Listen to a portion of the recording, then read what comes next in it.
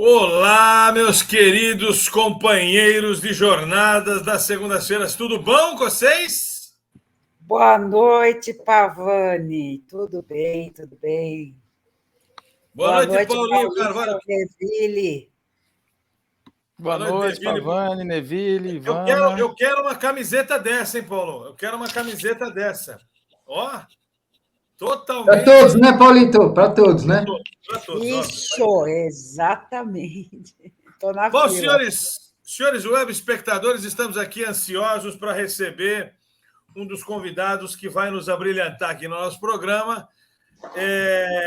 Chamar esse cara aqui, para mim, é um privilégio, realmente. Não só ele estar aqui no programa, como ele ser nosso amigo, pessoa com quem a gente compartilha coisa, aprendi muito. Foi o primeiro cara que me botou em contato com a BPMP aqui no Brasil. Meu querido Maurício Bittencourt. Fala, meu irmão! Tudo bom, Pavani? Que legal estar aqui com vocês, cara. Né? Bem-vindo, Legal bem-vindo. para nós, cara. Para nós é legal. O Maurício, ele é gaúcho? Sim. Da Gema? Quatro costados. A gente chama de gaúcho dos quatro costados, né? Sei lá por que é. Acho que é dos quatro lados, né? Acho que deve ser isso. Não sei. Né? Muito legal ele estar aqui. Maurício, antes da gente começar a fazer a nossa devassa questional aqui, fala um pouquinho para a galera quem é você. Se apresenta um pouquinho aqui para a gente. Eu sou Maurício Bittencourt, nasci em Porto Alegre, vivo aqui, porque eu tenho um filho, né, de 13 anos, né, sou casado com a Rosana, e também escolhi ter um filho perto dos avós, né? Então eu procuro ser um bom cara, um bom pai, um bom marido, e um cara que tem grandes amigos como vocês, né? E eu conheço o Neville e a Ivana só aqui de assistir os vídeos todos aqui. Eu acho que eu assisti quase todos já, né? As tretas todas aqui nesse canal. Então é uma satisfação muito grande estar aqui com vocês. E, pô, o Pavani, eu conheci o Paulo antes, né? O Paulo foi um cara que me ligou uma época. Foi. Né? Ligava todos os dias, cara. Eu acho que tu gastava assim, ligava de Fortaleza para cá, né? E, tu tem que vir aqui, Maurício, tu tem que vir aqui. Um dia ele conseguiu fazer com que eu fosse lá, né? Fazer um trabalho na gráfica lá, né? Lembra? Isso. Um parque gráfico, muito interessante aquele trabalho. E eu fui para Porto Alegre também fazer os cursos da Progela, né? Isso. E o Pavani eu conheci naquele evento do... não lembro mais o nome daquele evento, palestrou lá e falou dos caroches, e aí esse cara fala um monte de palavrão, né? E aí a gente acabou se conhecendo lá, depois foi para a BPMP, eu vi o Pavani lá em Campinas, né? A gente fazia os bootcamps, né? Isso. Você participou do primeiro bootcamp, né? Eu participei do primeiro, né? Primeiro, e tal. E aí foi a forma que a gente se conheceu, né? Cara, uma grata... O Maurício, eu conheci ele pela primeira vez, o primeiro meio de contato que eu fiz para o BPMP, que eu não conhecia a BPMP, eu trabalhava com processo, mas não conhecia a BPMP, principalmente aqui no Brasil. Ele me respondeu no ato, me dando várias informações. Foi o primeiro... Eu conversei com o diretor de comunicação na Exatamente. Pô, fez o trabalho brilhantemente, cara. Então, eu era o cara que fazia comunicação, né? Então... Gente, só para vocês saberem quem é o Maurício, eu vou contar rapidamente aqui uma história que vai simplificar quem é esse cara. O pessoal quer conteúdo, tá? Não quer ficar vendo rasgação aqui. Tá? Não é rasgação, não. Eu liguei numa época para Sugar. Você lembra do Sugar, CRM Open Source? Porque eu queria implementar lá na gráfica que eu trabalhava o Sugar. Antes de você contar, Alessandro, seja bem-vindo, querido. Alessandro aí. Alessandro aqui do ABC, toda a região do ABC. O Alessandro representa aqui. Obrigado. Denise também está aí. Fala, querido, fala lá. Aí eu liguei para a Sugar e falei assim, olha, eu estou precisando mexer nesse software de vocês, já que é open source, eu quero mexer, que eu quero melhorar os processos aqui. Aí os caras, não, aí não é o nosso, não, você tem que falar com a Intalio. Aí eu liguei para a Intalio, gente, Intalio era um open source de BPMS, né? E eu liguei para a Intalio, e a Intalio chegou para mim e falou assim, não, o nosso cara no Brasil, na América Latina, é Maurício Bittencourt. Liga pro cara lá. Liga pro cara lá, se lembra? Aí foi aí que eu fiz o contato com ele. Uma coisa, até me fez lembrar de uma coisa bastante curiosa, que eu comento muito aqui, eu trabalho muito com... Depois eu vou falar um pouco sobre isso, né? De reskilling e upskilling de pessoas com mais de 50 anos, né? E é um assunto depois que eu quero encadear aqui. Mas eu faço muito a capacitação das pessoas, né?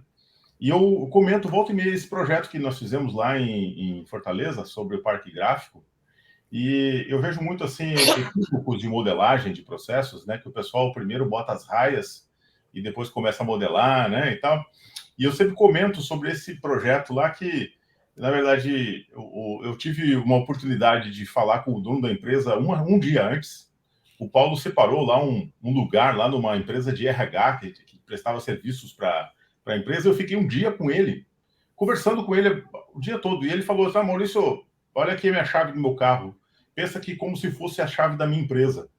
Eu já entendi tudo que você faz e tal, nós precisamos disso. E você tem total liberdade de fazer o trabalho amanhã lá. Olha que interessante isso, né? E aí eu cheguei lá na empresa e eu disse, olha, pessoal, eu não vou fazer entrevistas com as pessoas. Eu vou viver o Gemba, né? Viver o chão da fábrica. E eu quero seguir a instância. O que é seguir a instância? É seguir o livro, né? Então, esse livro chegava lá num formato digital, por e-mail ou pendrive na época. Se fazia lá aquelas matrizes de folhas, né?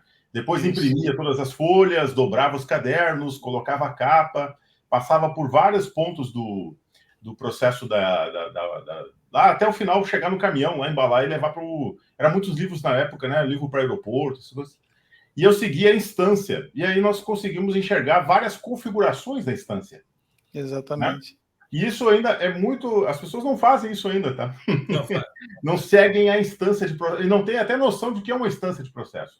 Então, cada livro, com a sua configuração, ele deve seguir configurações diferentes. E tem livro com capa dura, livro com capa com orelha, tinha folheto, tinha uma série de configurações. E esse processo, ele era completamente sem piscinas e raias, e ele era no Happy Path, o STP, né? O Straight Through Processing. E aí nós conseguimos imprimir isso em plotter. E aí, então, tinha o caminho feliz do processo e algumas configurações diferentes. E eu me lembro que o diretor industrial lá, depois eu esqueci o nome dele, um cara muito gente boa. Era o Fernando, na época. Fernando. E aí, o diretor industrial, o presidente da empresa chegou para ele e disse assim, ó, toma isso aqui, ó, porque isso aqui já é o design do chão da fábrica da nova gráfica. Isso, da nova planta que a gente estava... Então, aquele modelo lógico do processo, ele inspirou o modelo físico da disposição das máquinas. Porque tinha aqueles 7 desperdícios, os 8 desperdícios estavam rolando lá muito, né, do Lean, né? E aí aquilo ali foi muito legal, então eu comento sobre isso. E isso já faz, acho que 15 anos, né, cara? 15 anos. Mais ou menos por aí, né? Então, os processos continuam com o mesmo problema ainda. Em muitos lugares, né, cara? Você já acabou de criar o que pena, Neville, puxa vida.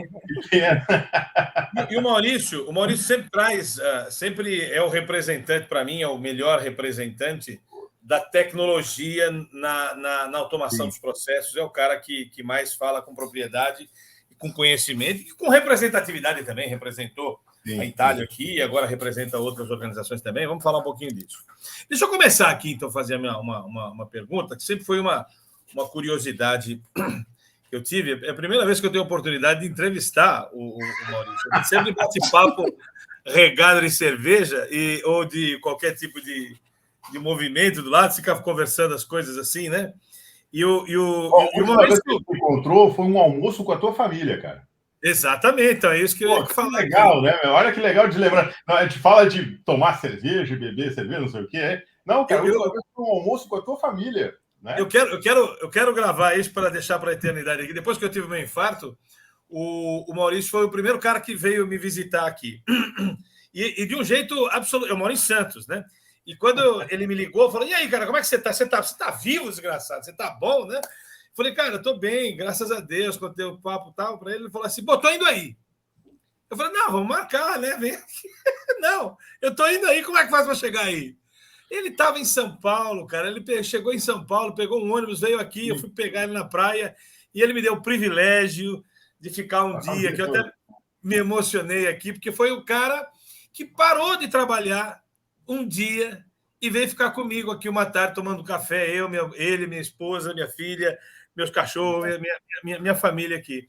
Eu não vou esquecer isso nunca, eu sempre falo isso para ele, não vou esquecer isso nunca, porque ele é um cara que trabalha muito, é muito especializado no que faz, mas como eu fiz na apresentação, é um cara incrível, você é um cara incrível, realmente. Obrigado, Fábio. Poucas vezes a gente tem a oportunidade de ver isso. A gente tenta, marca com um monte de gente para vir aqui fazer a visita, para mim passar um dia aqui comigo, e acaba não dando certo. Ele não programou, cara. Ele simplesmente veio, como é que faz para eu? Eu falei, pega esse ônibus. Ele foi me dando, rastreando como é que o ônibus vinha. Aí eu peguei ele na praia, foi um dos momentos pós-infarto meu, que eu tenho o maior carinho de lembrar, me emocionei bastante com ele aqui. Você sabe que você mora no meu coração. Já morava antes e depois disso, então. Mas eu queria te fazer uma pergunta, cara. Uma pergunta que é uma curiosidade minha. A gente vê, Maurício, para entrar aqui na brincadeira de 20 e 20 minutos... agora, finalmente, né? Eu vou parar um pouquinho para passar o institucional aqui dos nossos vai lá. comentaristas, mas eu queria fazer uma pergunta, é o seguinte. A gente acha o capítulo de tecnologia lá no BPM-CBOC é o último capítulo, certo? E que algumas vezes eu ouvia dizer que era o último capítulo porque deveria ser a última coisa a ser feita. Uma vez que a gente percebe muitas vezes a automação sendo utilizada para automatizar a estupidez. É o primeiro capítulo do meu livro, a introdução dele eu falo isso. Muitas vezes a gente automatiza a cagada, o erro, a estupidez. Em detrimento a isso, a gente vê muitas vezes empresas colocando a tecnologia na frente da inteligência. Qual que é a sua opinião sobre isso? Me fala um pouquinho sobre essa constatação. Quer dizer, viver sem a tecnologia é absolutamente desumano, não tem condição. Mas fazê-la de maneira preliminar, estapafurdiamente, também é uma cagada? O que você tem a dizer sobre isso aí? Passo institucional para dar aquela ideia. Tá bom, vou passar. Vou colocar aqui institucional. Deu um tempinho para ele aí. Rapidinho.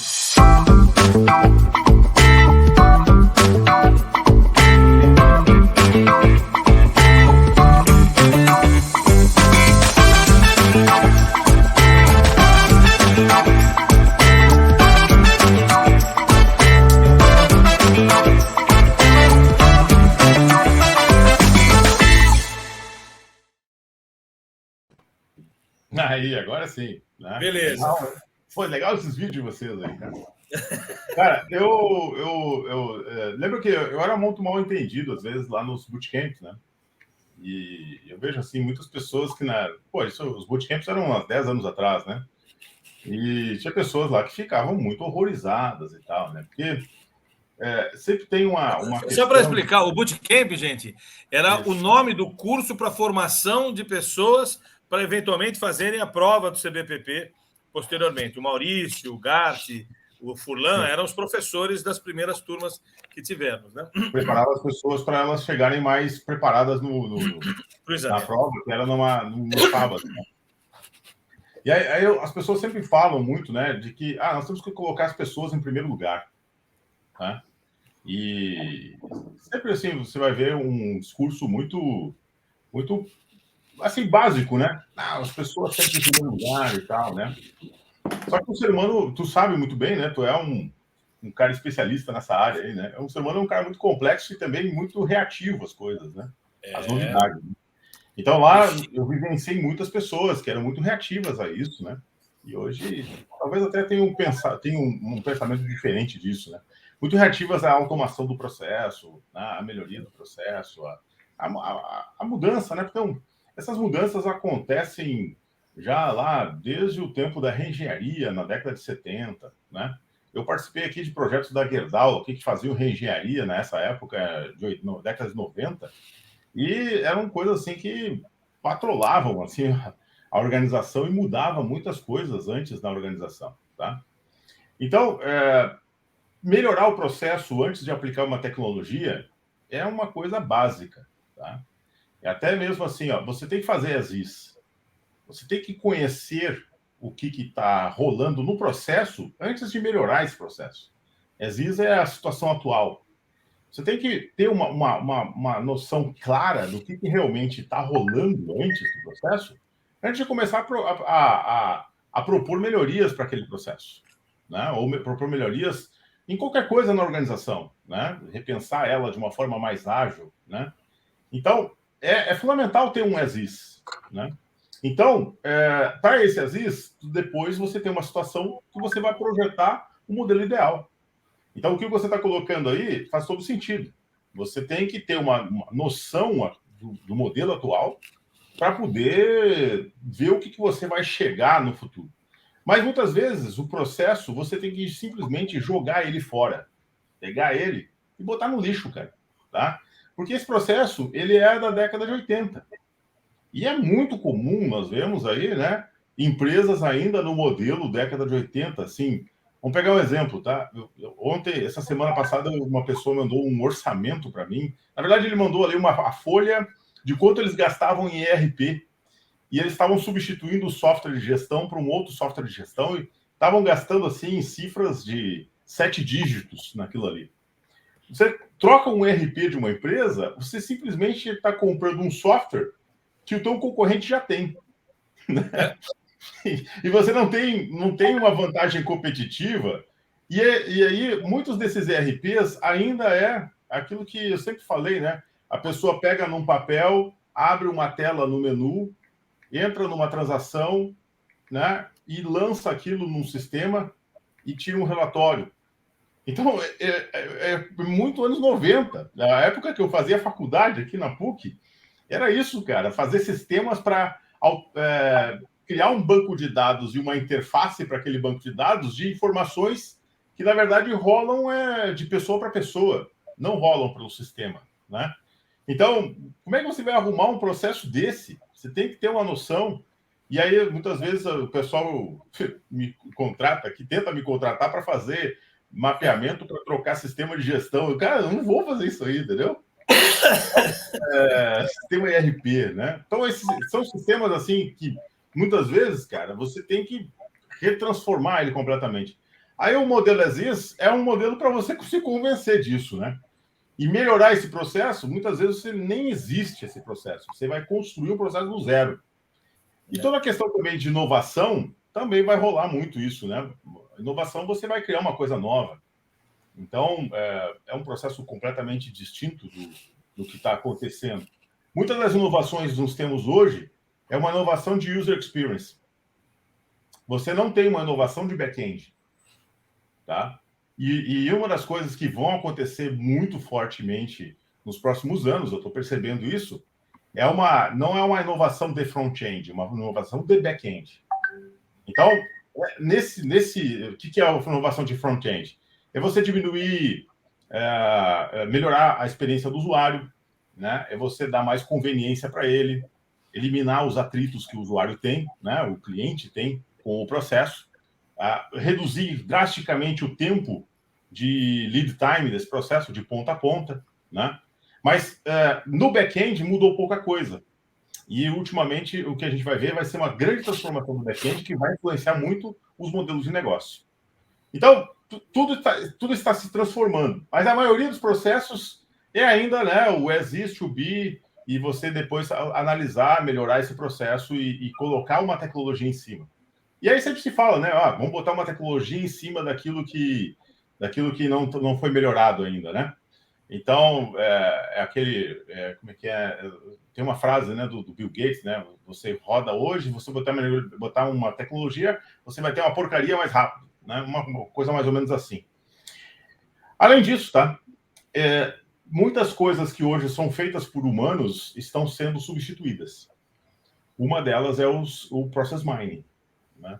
O Process Mining está substituindo o trabalho do analista que levava, sei lá, 3 meses para encontrar um processo as-is, que ele fazia muitas entrevistas e as pessoas mentiam muito para ele, e ele acaba colocando aquela mentira que falam para ele. acabam ocultando um monte de coisa, aí depois o pessoal diz, oculta de propósito e diz que esqueceu de falar.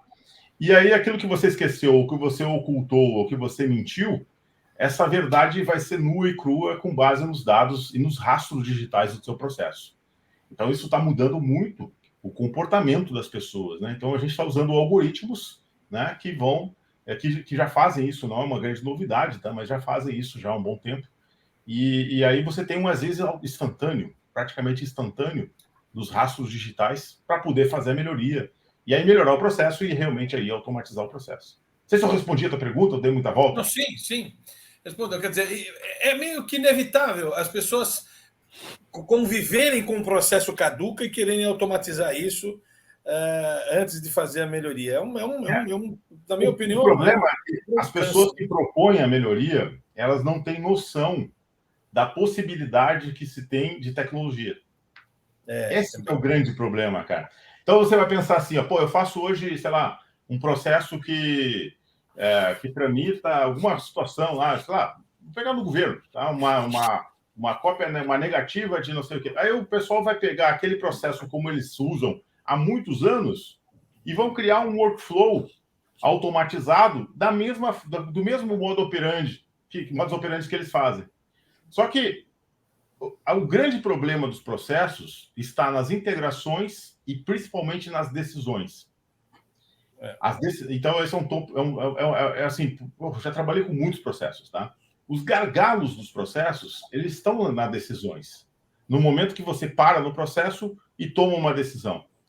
Só que automatizar essas decisões é uma perda de poder. É vaidade, mexe com a vaidade, mexe com o componente. Não é vaidade, é poder mesmo, tá? É poder de ser fundamental naquele ponto do processo para ele seguir caminhos. E esses processos, na grande maioria, tá, de análise que eu já trabalho aqui, são decisões totalmente vinculadas, elas não são discricionárias, tá?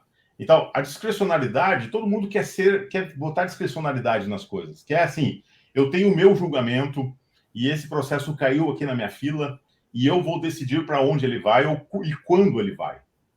E a gente, hoje, com as tecnologias que já temos há 15 anos, tá? Não é nenhuma tecnologia de lançamento de foguete ou de ficção científica. Você pode fazer com que o processo leve de 30 dias para 30 segundos. Eu já vi isso. Tá? Eu já vi situações que foi de 30 dias para 30 minutos.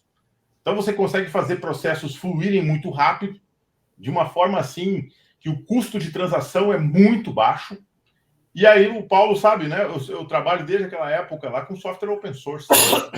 E tudo isso está disponível há mais de 15 anos, sem ter que você gastar nada, um centavo em software. Eu tenho aqui casos no Brasil...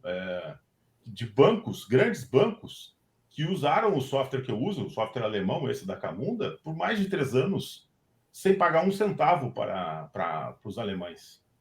E não pagando nada para mim, ajudando eles, inclusive, porque eu ajudo muito a comunidade de usuário, o ecossistema, né? Porque eu sou remunerado pelos alemães para fazer isso, né? E eu ajudava eles para ajudar o ecossistema. Então, nunca gastaram nada e conseguiram, provavelmente, grandes ganhos de performance nos seus processos, escalabilidade, simplesmente utilizando uma tecnologia gratuita. Né? Caramba, que coisa louca, hein? Outra coisa que influencia não adianta eu querer melhorar o processo se a pessoa que vai melhorar o processo, ela não tem noção da possibilidade que a tecnologia pode te dar.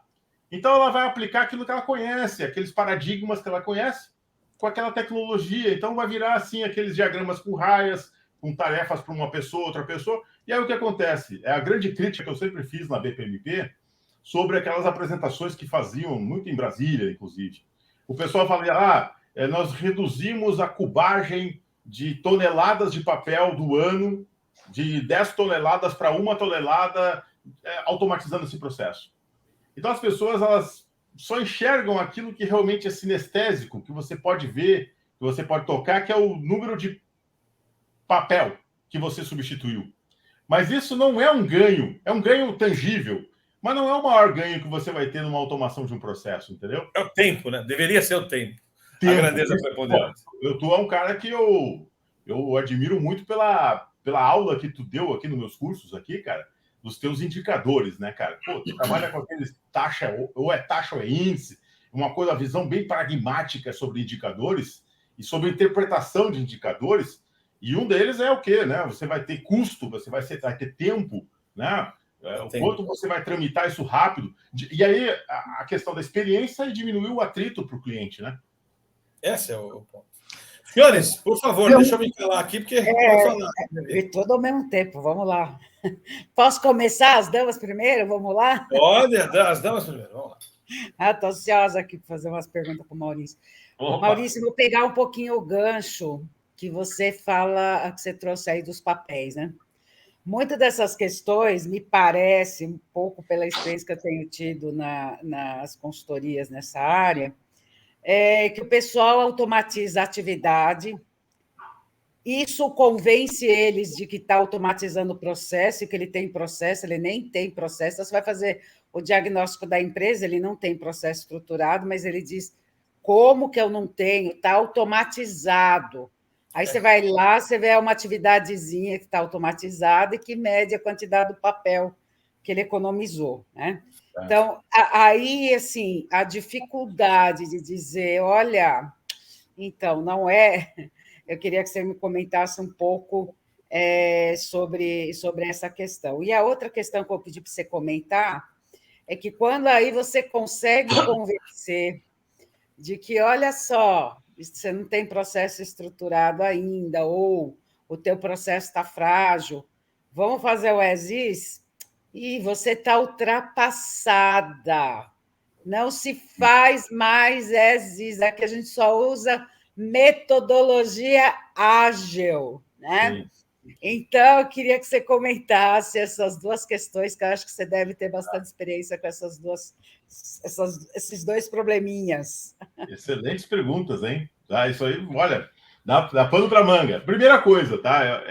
Uma das coisas que... Primeira, se você pegar ali a versão 3, tá? Eu não gosto da versão 4 do Cibok, tá? Eu gosto daquela versão 3 ali, que é realmente... Ele é mais explicativa e tal. Se você pegar... Como é que pode, né, cara? Uma versão piorada, né? Como é que pode? Pioraram, estragaram a versão. E aí, tem alguns problemas da versão 3, tá? Que eu não vou mencionar aqui, mas retiraram alguns conteúdos lá da versão 3, você sabe muito bem. Mas isso aqui a gente não vai criar muita polêmica aqui, tá? Uma supressão tendenciosa. Tendenciosa e mal intencionada, né? E aí, das primeiras páginas ali do Cibok são fantásticas, né? Que é o modelo físico, o modelo lógico, tá? Então, o processo, ele é uma visão lógica. É uma visão que você não consegue tocar, tá? E isso é uma das coisas que as pessoas não conseguem admitir, é trabalhar com uma coisa abstrata, uma coisa que ela não consegue tocar. Então, a tendência das pessoas é olhar o físico. O que é o físico? É o departamento, é a função, é a atividade, é a tarefa. Além da tarefa, existe ainda o desdobramento de como você vai desempenhar a tarefa, que é a instrução de trabalho e o procedimento operacional padrão. Aí as pessoas não querem admitir que isso é um desdobramento da tarefa. É como eu vou aplicar aquele pneu e vou dar tanto de torque no parafuso para não estourar o parafuso e tal, né? Então, existe uma instrução de trabalho de como você faz aquela menor unidade do processo. Então, ali, atividade e tarefa são coisas físicas. Mas o processo, ele é lógico. Então, essa é a grande dificuldade, que as pessoas não conseguem ver o processo lógico. E aí, a ideia de value stream, né? Que também no Cibok, no Lean é chamado de value stream, nos métodos ágeis é chamado de value stream, né? Porque os métodos ágeis, eles são muito inspirados no modelo Toyota de produção, o STP, e no modelo Lean. No Cibok, isso chama-se uma palavra também um pouco diferente para o pessoal, né? Que é o end-to-end, é o ponta a ponta, né? E aí você vai ver que começa fora da organização, num cliente, e entra para a organização e tem um entrelaçamento de conexões entre esses modelos lógicos, né? Para você gerar um resultado lá para fora da organização. É o caso lá da gráfica, né? Lá, se eu fosse começar a ver lá os departamentos, que é mais ou menos assim, né? O cara de impressão, o cara de dobrar, o cara de não sei o quê, de transporte, eu ia começar a ficar ali olhando aquelas atividades. Não, eu não quero atividades dos caras. Eu quero lógico, desde que começa lá no e-mail que o cliente manda um arquivo digital do livro, até o produto entregue, né, na livraria do aeroporto, né? Então, isso é o ponta a ponta, esse é o lógico, esse tem as conexões. Então, processos na organização, você tem poucos, tá? E você tem muitas atividades. Então, o físico é essa grande divisão. Aí eu acho que respondendo a primeira parte da sua pergunta, está satisfeita na primeira parte? Tá. Agora, na segunda parte, métodos ágeis, né? É aquela história que é legal, tá? Eu curto muito métodos ágeis, né? Participei muito daquelas ondas dos squads, né? Lá de QCon de 5 anos atrás. E squads lá nos modelos Spotify já existia já há mais de 10 anos, né? Os modelos ágeis, eles são muito focados na user experience, tá? Eu tenho que ser assim, eu tenho que criar uma experiência incrível para o meu cliente, tá? Então, se leva em consideração que, não, até então, como a gente fazia, não serve, e eu quero, na verdade, entregar o máximo de uma experiência incrível para o meu cliente. A ideia de criar conta de um Nubank no celular, que é completamente diferente de criar uma conta no banco. Claro, é um processo disruptivo, não é mais disruptivo hoje em dia. Você tem até outros bancos que estão com um processo muito melhor de QIC, né, de onboarding de cliente, né, que é a entrada do cliente. Mas depois você tem que conectar isso com o back-end. Então não adianta você... Eu uso nas minhas apresentações um desenho muito bonito assim de um crochê muito lindo na frente, né? Aí depois atrás tem um monte de... Minha mãe sempre falava, né? Rendas e filós, e por baixo trapos e nós, tá? Então, no back-end, você tem problemas sérios de conexão com a API, você tem gente que... Eu já vi em companhia telefônica aqui no Brasil, que eu descobri depois, né? Que você ia trocar o telefone de uma companhia para outra, e a pessoa ficava apertando F5, e aí ela dizia, o sistema está lento. Aí depois eu descobri que nessa companhia telefônica, o pessoal tinha uma tela do sistema, sei lá, o SAP, e tinha um outro sistema. Então, entrava na fila de um sistema, a pessoa copiava de um sistema no outro sistema. Então, é um problema seríssimo de back-end, né? E aí contavam lá para o pessoal que era um F5, que o sistema está lento. Na verdade, o sistema não está lento, é só comprar mais processador, disco e memória para o servidor, que o servidor funciona rápido. Não, tinha pessoas lá atrás fazendo a integração manualmente entre os sistemas. E aí se faz muito isso hoje com o RPA, né? Que é um band-aid. Completamente, né? Um grande band-aid que lê de uma tela de um sistema e larga no outro sistema, sabe? Aí substituiu a pessoa, mas continua aquele processo com aquele band-aid ali. Então, o pessoal de Agile, cara, é muito legal a forma como... Eu trabalho muito, eu incentivo muito isso, eu trabalhei com muitas empresas que formei squads para isso, né? Agora, justamente, eu estou trabalhando nisso na Mag Seguros de novo, né? Então, conseguiram resultados incríveis, tá? Automatizando processos, transformando processos que levavam meses para rodar com 30 pessoas, hoje ele roda instantâneo com 3, né? Então, o pessoal de Agile gosta muito da user experience, mas tem que também, claro, eu não estou generalizando aqui, mas você tem que pensar no processo por trás, né? Que vai conectar APIs, que você vai utilizar um motor de regras de negócio. Então, tem uma série de outros componentes que a gente pode entrar aqui mais tecnicamente sobre isso, tá? Então, aí aquela história também da startup, esse tempo eu ouvi uma frase muito legal, né? Toda startup começa muito disruptiva e totalmente, assim, orientado para ideias e vamos criar e vamos inovar e tal. Mas o futuro dela é ser uma empresa que tem escalabilidade. E ela só vai conseguir ter escalabilidade com processos bem feitos, né? Com sistemas integrados. Senão não vai conseguir escalabilidade. E o sonho de todas é ter essa escalabilidade. Então, a automação de processos, ele não requer, novamente, assim, talvez uma inovação, tá? Às vezes é uma coisa, até um papo chato, né? Processos, um troço chato, burocracia. Não tem nada a ver. Hoje é fazer fluir o processo, é dar escalabilidade, né? Eu respondi essa pergunta. Sim, as coisas se somam. É isso. Vini, eu sei que você está aí querendo... Deixa eu, antes de eu fazer um institucionalzinho seu, e aí você já vem com a... Vamos dar uma propaganda aí.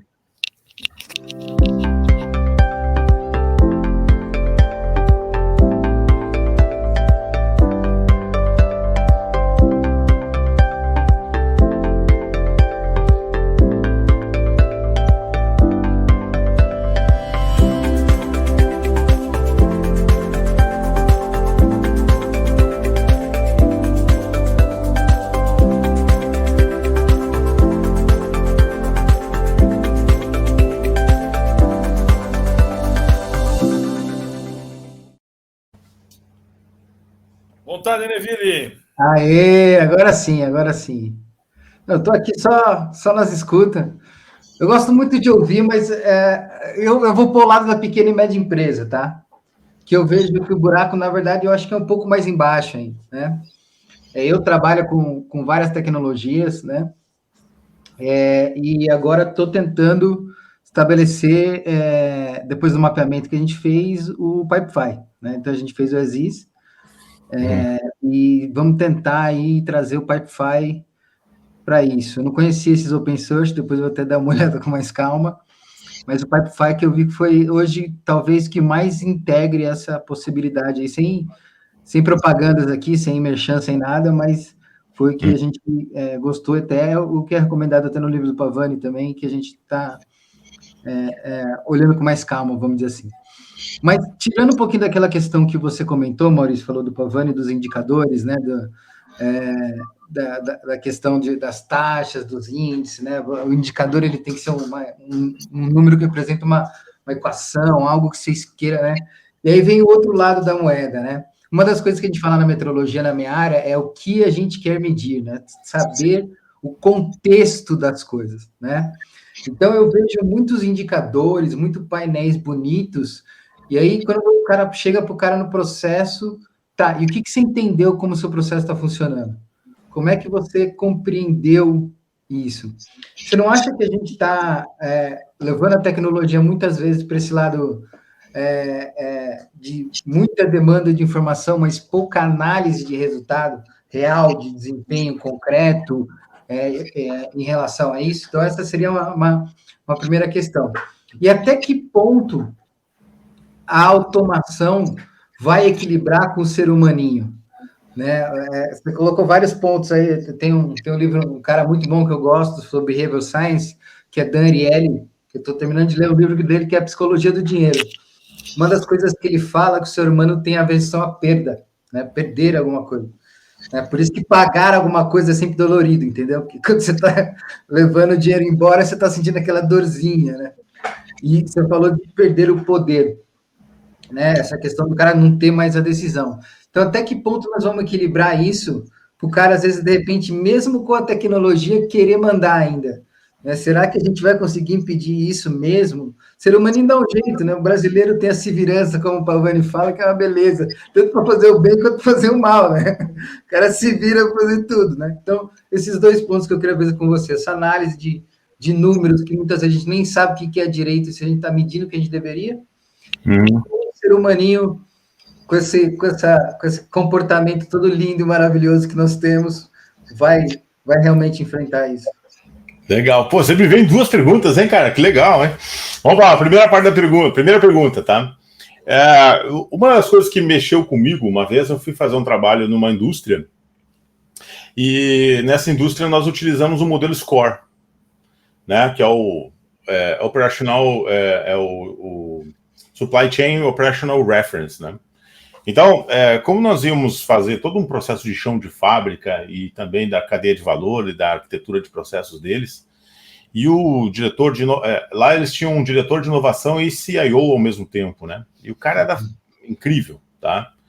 E o projeto da Comil, até tenho uma apresentação de BPMD aqui, e eu comecei a estudar o modelo Score e vi o quão aquele modelo era incrível, né? Como ele era... Eu tenho uma coisa assim, um pouco autista, né? Que eu sou um cara de hiperfoco, e quando eu vou entrar a fundo num assunto, eu vou a fundo no assunto, né? Eu às vezes, assim, vou dormir às 4 da manhã, porque eu entrei a fundo, eu assisto muito YouTube, eu vejo muita coisa, assim, sabe? Então, eu tenho que dominar o assunto para ele não me dominar, ou não ser dominado. E o modelo Score, eu olhei aquilo ali, tinha um indicador ali que chamava-se Perfect Order, que no CBOC, né, chama-se de pedido perfeito, né? A tradução, né? Então, para você ter uma boa medição, você tem que ter contexto. Você falou a palavra contexto, tá? Por isso que eu não gosto, tá? Eu vou falar aqui das ferramentas que não tem notação, tá? A anotação aqui, ó, olha só, tá aqui até as minhas guias, até eu fico aí depois a dica, entrar no meu blog lá e pedir a guia. Eu mando essa guia. É bacana demais aqui. Eu mando pelo correio. Então, eu sou um cara que quando eu conheci a anotação BPMN, eu fiquei impressionado com aquilo. Eu trabalhava com BI. Olha, fazia dashboards.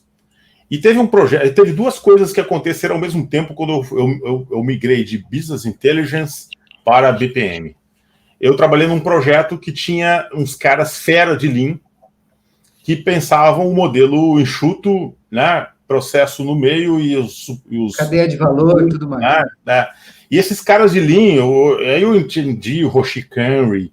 Cara, esses caras, eu precisava da informação deles para montar os painéis. Então eu trabalhava na cereja do bolo da coisa. E eu via que aqueles caras mexiam lá na origem do dado e eles transformavam as coisas para me dar melhores informações. Ao mesmo tempo, eu soube da anotação BPMN, que foi uma coisa que surgiu naquela época. E eu mandei um e-mail lá para os caras nos Estados Unidos que criaram isso aí, o cara chegou, eu comecei a perguntar, e o cara mandou para mim, stop listening about this, come here. Eu fui tive que até lá para os Estados Unidos, chutei o balde aqui das coisas que eu fazia, e eu me envolvi muito com isso, com a anotação BPMN. Ao mesmo tempo, eu conheci motor de regras. Aí, cara, nunca mais eu botei uma pergunta num gateway. E aí,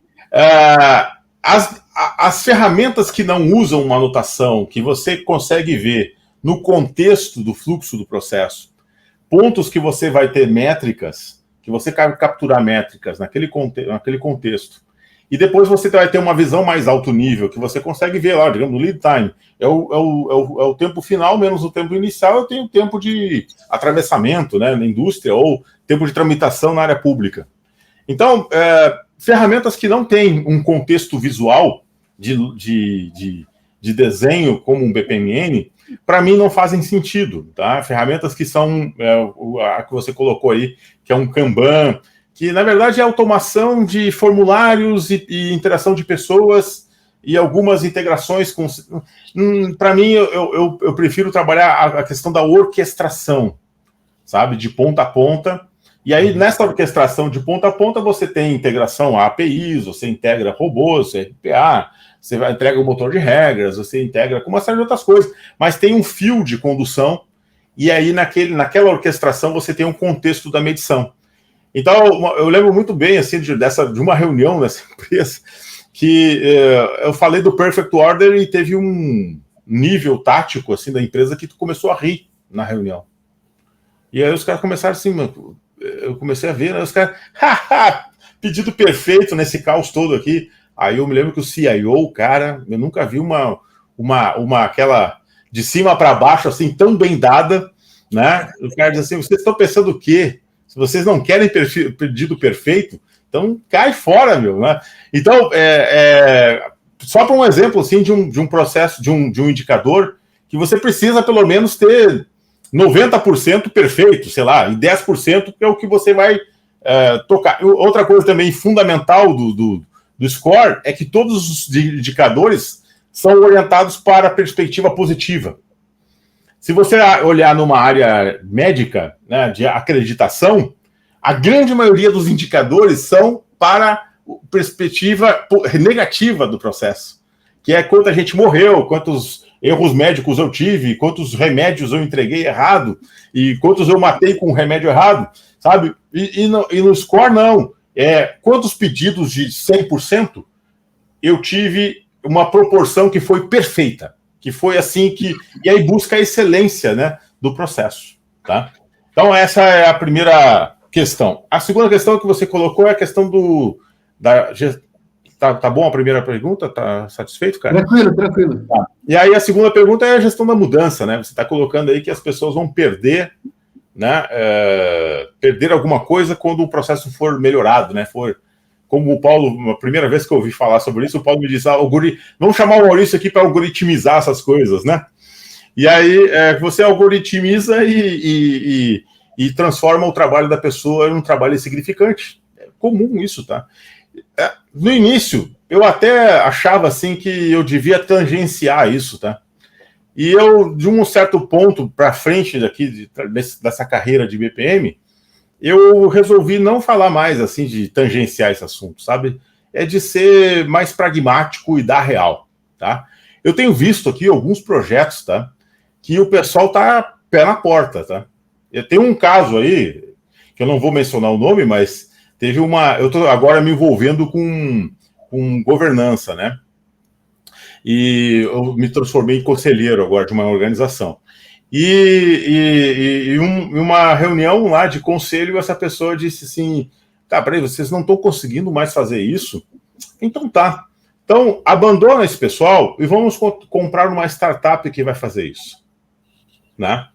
Então, as pessoas, às vezes, elas levam até um ponto que elas esperam que as outras pessoas decidam por ela e que ela realmente é entendida como inútil no processo, só que ela sai brigada com a empresa, aí depois vai lá na justiça e bota a empresa na justiça e tal, porque aquela decisão foi tomada por o pessoal lá, que eles é que estavam errados e ela que estava certa, então a decisão foi tomada por outros, né?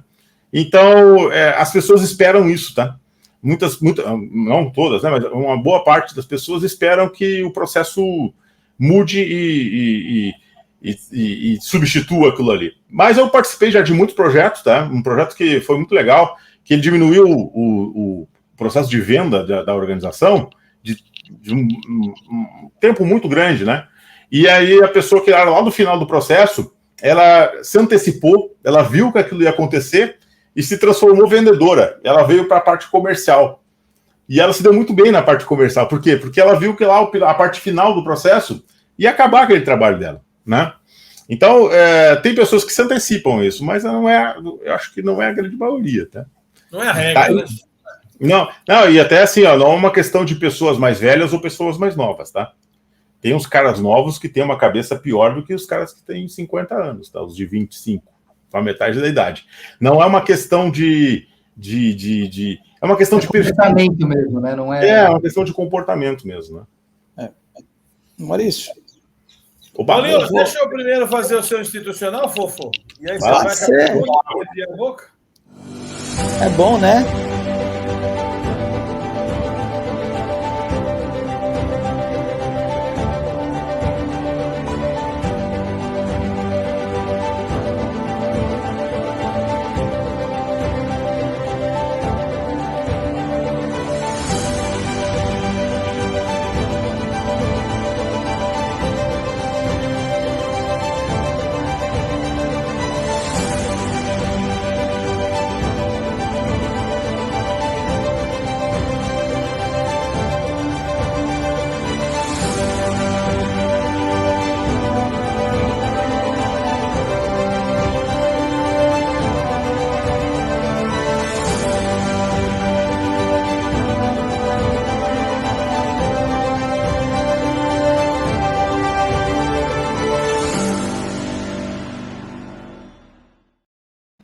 Eu vou ter um vídeo desse, eu dei fogo. Não, o Paulo sempre faz uns vídeos muito bons. E hoje eu até comentei com ele.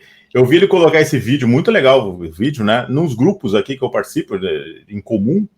E hoje um amigo, uma meia hora depois, um amigo meu, que não tem nada a ver com esses grupos, um cara de Lean, esse cara desses grupos de Lean, me mandou, Maurício, olha só que legal esse vídeo. E era o vídeo do Paulo, cara. Olha como viralizou esse negócio aí. Caramba, né? gente. Que legal. Fala, Paulinho, vamos lá. Cara, vamos lá. Maurício, a minha pergunta tem que estar voltada para a algoritmização, né? Na época que a gente estava com aquele projeto de governo, usando IBM com SAP, né? A gente trabalhava com a lei orçamentária anual, que é a regra de negócio de qualquer secretaria de planejamento ou Ministério de Planejamento, né? A nossa grande tentativa era usar o Watson para que ele, através do Discovery, fizesse a leitura da LDO e, através dessa leitura, a gente conseguisse algoritmizar isso de tal forma que as decisões fossem tomadas pela inteligência artificial. O que aconteceu é que mudou o governo, acabou o projeto, a gente não conseguiu avançar para chegar nesse ponto. Nós estamos falando de 2014, né? Nós estamos falando de 2014. Agora, com um contato, junto com o Pavani, com a Acatec, né, Academia Alemã de Ciência e Engenharia, que trabalha os 6 níveis de maturidade e transformação digital, eu percebi que, entrando no primeiro nível, que é a informatização, que é a transformação de dados não estruturados em dados pelo menos semi-estruturados e estruturados, a questão da integração, que você já citou aí com propriedade, a questão da visibilidade, não adianta ter integração se ninguém vê os dados, né? A questão também da compreensão dos dados, né? Análise preditiva e, no final, o que chama de adaptabilidade, que é o quê? É a inteligência artificial tomando as rédeas das decisões, né? E deixando o ser humano mais para problemas mais complexos e criatividade. Então, não faz parte de uma rotina lógica ser feita pelo ser humano, ou seja, um trabalho que uma máquina consegue fazer hoje não faz mais sentido nenhum o ser humano fazer isso, né? Eu acho que isso é um pouquinho do que o Neville falou. Só que a gente tem uma questão, Maurício, que eu queria que o pessoal... Não vou nem falar do RPA, porque RPA é um negócio... Mas tudo bem. A questão é a seguinte: boa parte das regras de negócio estão encapsuladas em sistemas proprietários. A gente já brigava com isso lá em 2014, e a IBM, nesse ponto, foi super legal, porque ela sempre pensou, poxa, vamos criar um motor de regras de negócio num servidor, num data warehouse, e vamos trazer todas essas regras de negócio para dentro de um único local, porque fica muito mais fácil a gente aplicar o Watson, aplicar a inteligência artificial, para fazer essas relações algorítmicas, né?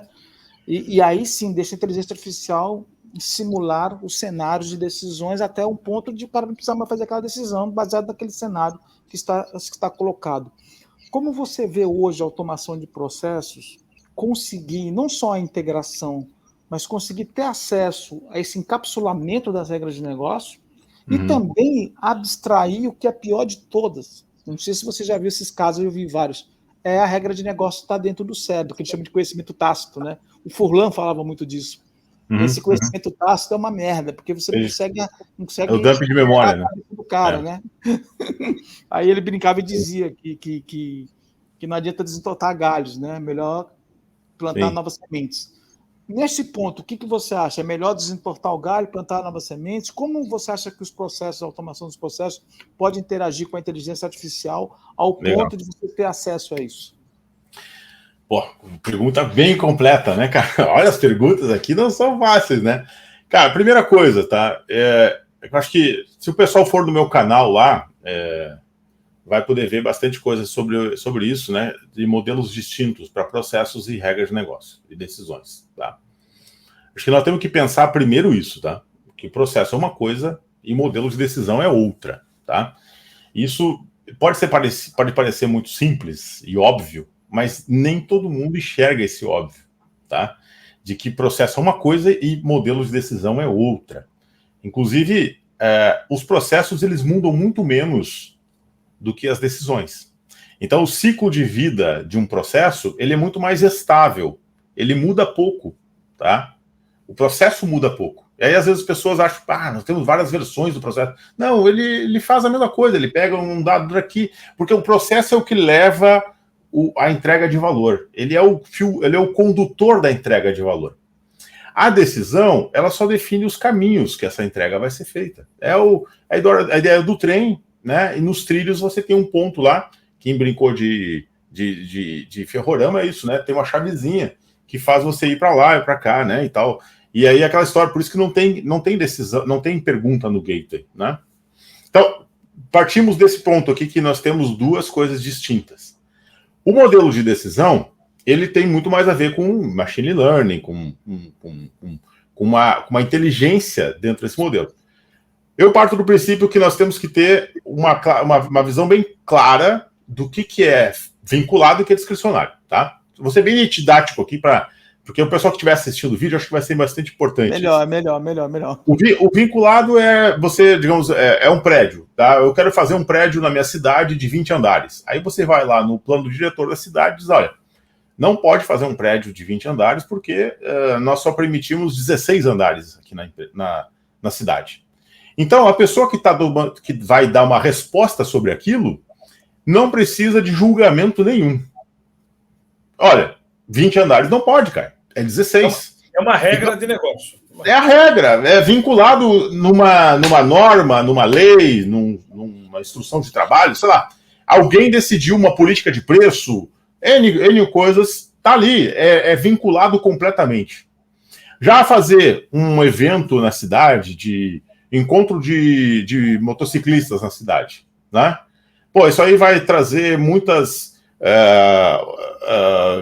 vai ter muita gente se hospedando nos hotéis, os bares vão encher, a cidade vai receber dinheiro. Então, tem uma decisão com base numa oportunidade. Então, eu deixo ou não deixo acontecer? Aí eu vou ponderar, pode ter confusão na cidade, pode ser sujeira na cidade, sei lá, N outras coisas, mas eu vou julgar, eu vou ter julgamento para decidir se aquilo é bom ou não, é uma oportunidade que eu tenho. Então, isso não está no modelo, assim, escrito lá, pode ou não pode fazer um evento específico na cidade. Então, aí sim, existe a discricionalidade da pessoa de aceitar aquilo ou não, tá? Modelos vinculados não precisa de inteligência artificial, não precisa de nada. A notação BMN, os motores de regra que eu trabalhava com Drules na época, né, 15 anos atrás, e hoje eu trabalho com o motor da Camunda, isso aí resolve fácil, e diminui muito o volume de programação, tá?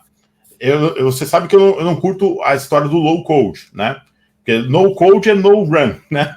Low code é low run também, tá? Então, eu acho que diminui bastante o desenvolvimento, tá? De número de código, e fica mais próximo do usuário final, porque tabela de decisão é uma pessoa que é usuário de área de negócios, se conhece bem um Excel, ela vai saber interpretar aquilo ali, porque aquilo ali é com base em dados.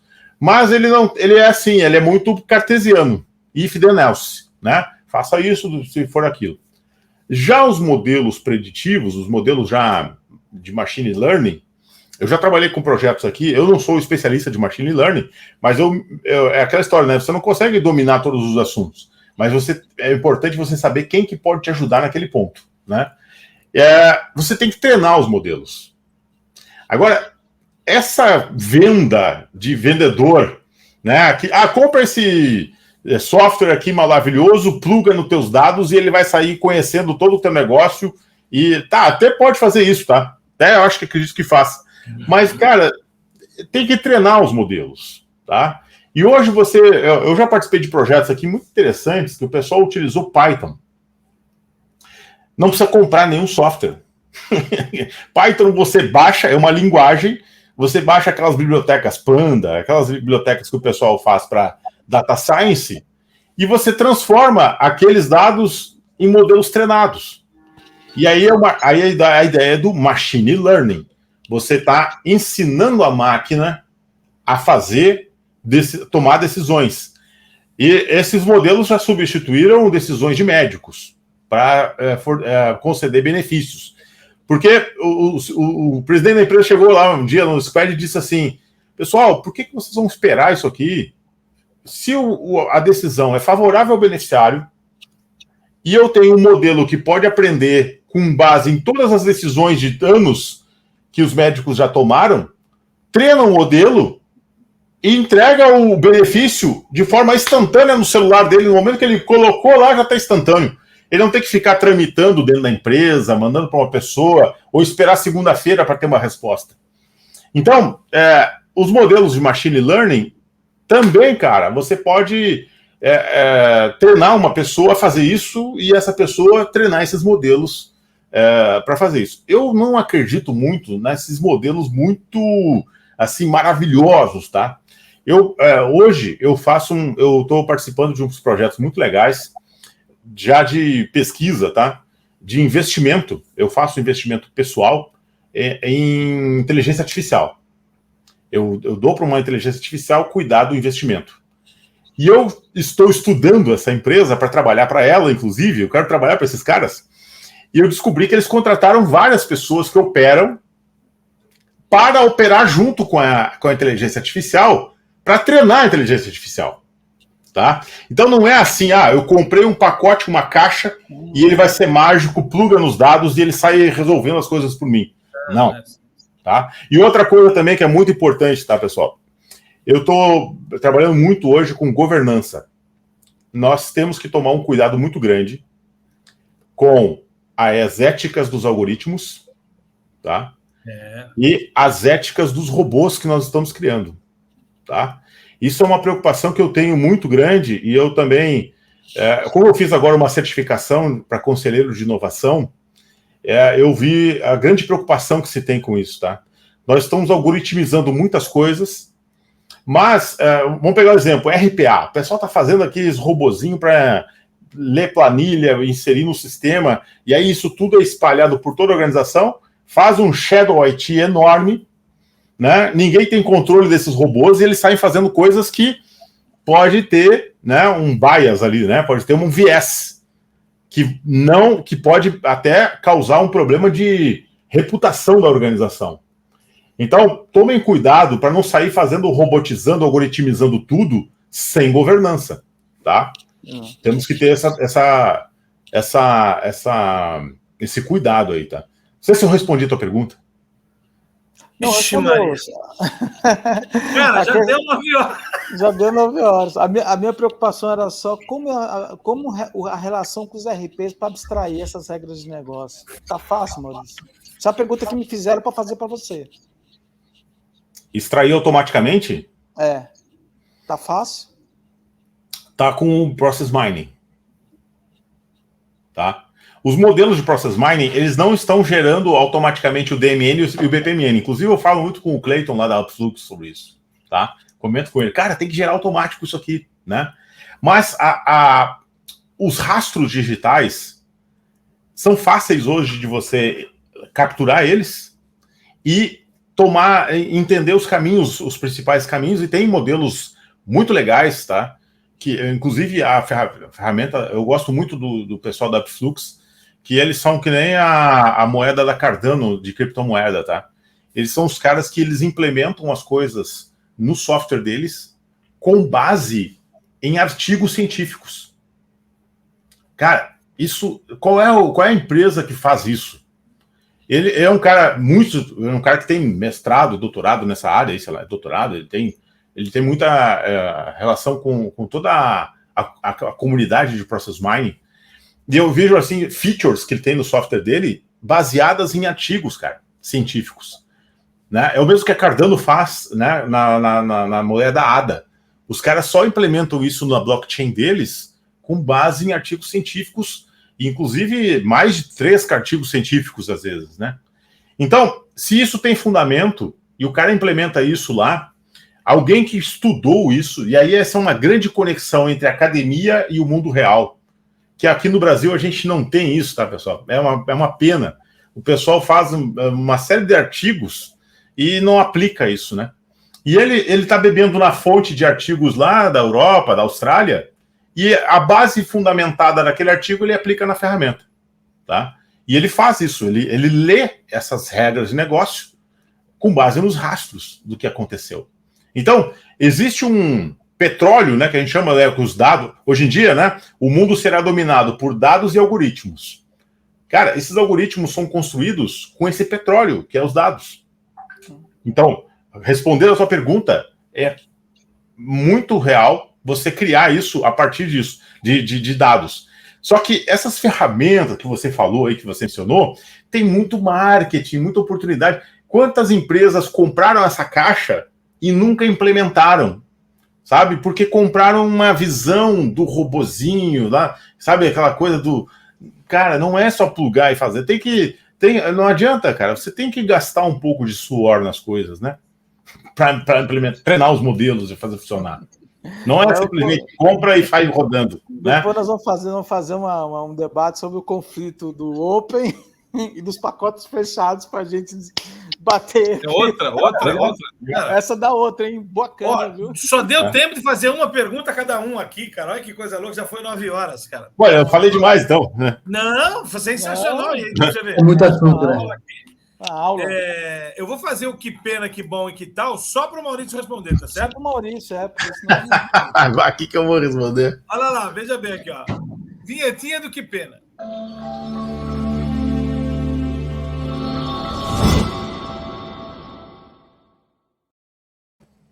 O seu destaque como que pena o quê, Maurício? Que pena, cara. Aí é o lado negativo, eu não gosto muito de ficar... Que pena sobre o quê? Sobre isso que a gente conversou tudo? Sobre algoritmos? Uma coisa que você quer destacar. Que pena, pontinhos. Você que coloca. Tá, eu vou... É um assunto que eu tenho... É polêmico, tá? Mas vamos falar, né? Que pena que nós não temos diversidade nos squads ou nos projetos, tá? Mas não é a diversidade que todo mundo está sempre falando ultimamente, tá? Principalmente uma diversidade intelectual, né? Uma diversidade etária também, tá? Eu acho que as coisas dão certo nas inovações quando você tem diversidade, tá? Diversidade de raça, claro, N diversidades, até é muito perigoso falar sobre esse assunto, às vezes algumas pessoas podem ter um viés diferenciado nisso. E você percebe uma ausência de diversidade etária e intelectual. Você já viu um hackathon com um pessoal de mais de 30 anos? Um hackathon, né? Então, você já viu um conselho com alguém de 20? Também, Porque né? só dá para comer 2 pedaços de pizza só, Maurício. Né? Vamos lá, então agora, gente, nem vou perguntar para vocês aqui que a gente tem para a gente. O seu destaque agora é invertido, que bom, o seu que bom.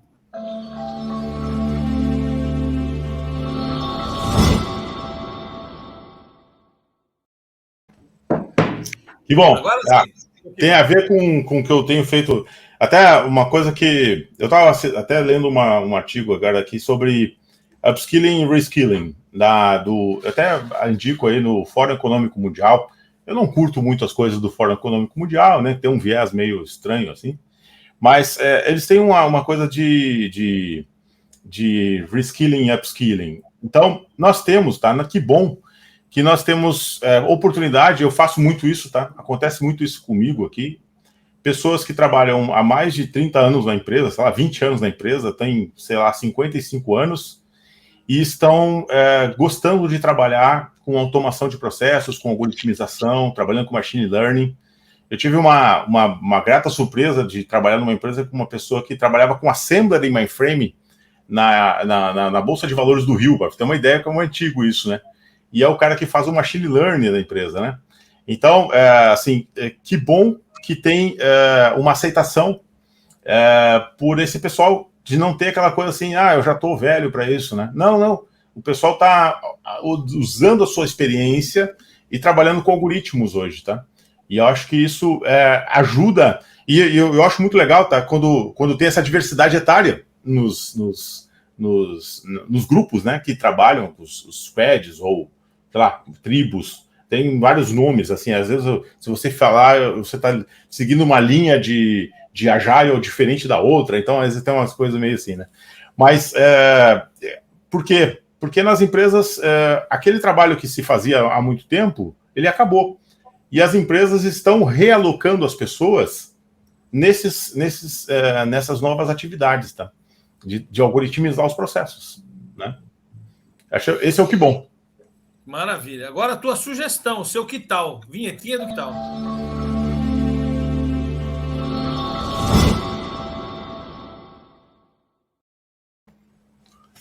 O que tal? Que tal? Que tal trazer um monte de empresa do século passado, né?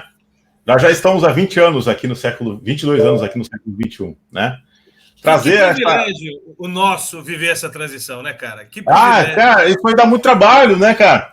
Porque Se as empresas não fizerem isso, cara, elas vão se tornar insignificantes, né? E eu tenho que trazer essas organizações para o mundo atual. Ainda é um outro problema. Eu imagino que nos próximos 5 anos nós vamos ter uma transformação muito grande, tá? Essa transformação do back-end, do blockchain, tá? Ela vai mudar muito as relações das organizações. A Web3, tá? Ela vai fazer uma mudança muito grande, tá? Hoje a gente está no modelo Web 2 e o modelo Web 3 vai mudar, vai trabalhar com descentralização, vai mudar muitas coisas nas organizações. Então, muitas das coisas que nós estamos adaptando às empresas hoje serão jogadas fora daqui a 5 anos. E tem o metaverso chegando aí, tem coisas... Metaverso eu já acho mais longo porque tem que mudar o device. Mas tem muitas coisas, até na forma que você se remunera e faz a troca de valores, vai mudar muito, tá? O governo, ele tem que deixar de ser um peixe dentro do balde, tá? E aí vai mudar muita coisa, tá? Então, ali ainda tem tempo de você adaptar para o ano 2022. E ainda você vai ter que se preocupar, se colocar no 2027, tá? Então, tem muita coisa para ser feita aí, tá? Gente, acabou o nosso tempo. 1h15 já, acho que foi o maior programa dos nossos setores aqui, esse aqui. Mas valeu. A audiência que eu estou monitorando aqui, também nós tivemos aí uma boa audiência de gente ao vivo. Legal. Depois, é claro que isso aqui se expande para pessoas que assistem a gravação. Mas, meu irmão, obrigado, querido, mais uma vez de estar aqui. Você vai ter que vir aqui umas 46 vezes, mais ou menos. Tu me permite baixar esse vídeo do YouTube e depois botar no meu canal? Claro, pode. Aliás, eu te passo a gravação dele já. Do StreamYard, eu uso o StreamYard também. Eu só queria fazer um convite. Posso fazer um convite? Claro, Opa, com certeza. Bom, para a audiência aí de vocês, né? Eu vou estar dia 5 de agosto. Olha a coincidência, né? Eu vou fazer mais um Camunda User Group, um meetup híbrido em Brasília, tá? E aí eu publiquei isso no site no LinkedIn e o Gart me ligou. Cara, tu vai estar lá dia 5. Não, ele não falou né? Porque ele é carioca, né? Mas ele vai estar dia 5. Eu vou estar lá no dia 3, 4 e 5 com o meu curso e tal. Eu vou lá no teu evento. Aí eu até vou mudar lá minha turma de manhã e levar minha turma toda lá no teu evento aí e tal, lá no hotel Grand Mercury. E aí eu falei, cara, que coincidência, a gente vai estar lá em Brasília, vamos fazer um evento junto, híbrido também. Aí ele assim, mas pra quê? Vamos falar o que a gente tem na cabeça e tal, juntar, porque depois da Covid ninguém se viu mais pessoalmente e tal. Aí eu liguei pro pessoal lá do IBMEC e conseguimos uma sala grátis lá e tal. Então a gente está fazendo um evento no IBMEC na quinta-feira de noite, dia 4, para juntar toda a galera que quiser ir ver lá a gente falar, vai ter transmissão live também. E depois do evento nós vamos, claro, num barzinho lá, tomar uma cervejinha junto lá e conversar sobre isso aí, até entrar à madrugada e depois fazer o evento no outro dia, tá? Então são esses 2 eventos que vai ter em Brasília. Brasília. Eu vou ter um outro evento em Cuiabá, em dia 5 de setembro, e eu estou fazendo agora, a Camunda me aceitou conseguiu um budget para isso, né? Aceitou meu projeto de fazer o Camunda on the Road do Brasil. Então eu estou participando, visitando cada capital. Eu pretendo fazer todas as capitais do país a cada mês, tá? Vai ter um hiato ali das eleições e tal. Então, eu queria convidar o pessoal para me acompanhar ali no LinkedIn das coisas que eu anuncio, né? E quem quiser estar nesses eventos lá e depois do evento almoçar junto e conversar bastante sobre essas coisas, é só aparecer lá ou então assistir. Eu vou colocar aqui na descrição do vídeo o seu LinkedIn. Legal. Tá, obrigado, querido. Para você ver, Pavani, para você ver como eu sigo o Maurício, hoje todas as orquestrações dos processos de transformação digital da Catec é feita no Camunda. Olha aí. E não gastou 1 centavo com software, né? Nada. Tá. Aqui, ó, o Fred falando. O grande Fred! O Fred da... Jorge Galvão, da Live University, tá ali, beleza. O Fred é lá da Companhia de Processamento de Dados de São Paulo, né? Prodesp. Legal. Beleza, vou colocar aqui o institucional da gente aqui para finalizar, mas não vai embora, não, que a gente fecha e dá a despedida final no nosso. Legal. Tá bom? Espera aí, gente. Até mais. Nos vemos terça-feira que vem. Valeu. Coisa que... Segunda. O que eu falei? Terça. Aqui é terça, eu tenho outro programa. Eu estou ficando maluco aqui. Beleza, gente. Espera aí, vou colocar aqui. Estou perdidaço aqui. Até mais. Até segunda.